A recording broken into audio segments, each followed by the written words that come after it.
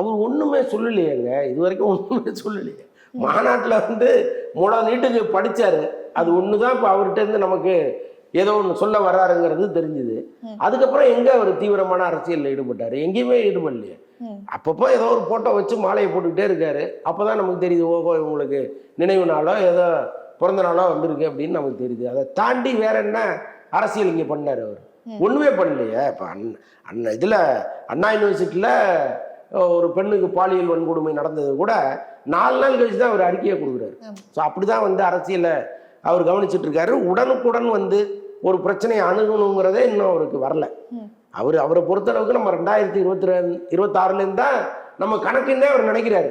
அது வரைக்கும் ஏதோ நாமக்கி வாசா அப்படியே எட்டி எட்டி பார்த்துட்டு போயிட்டு இருக்காரு.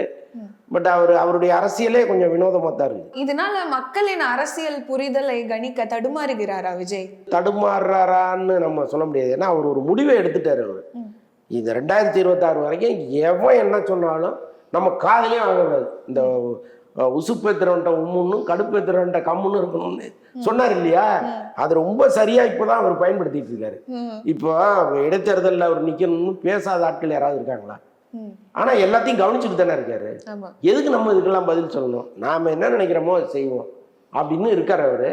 ஸோ அதனால மக்கள் என்ன நினைக்கிறாங்கிறத முதல்ல அவர் புரிஞ்சுக்கணும். அவரு நேரடியா களத்துக்கு வர முடியலன்னா கூட அட்லீஸ்ட் அவருடைய தொண்டர்கள் எங்கேயோ கிராமத்துல இருக்கிற ஒரு ஆளை வர வச்சு என்னப்பா நினைக்கிறாங்க நம்மளை பத்தி ஊர்ல அப்படின்னு கேட்கணும்.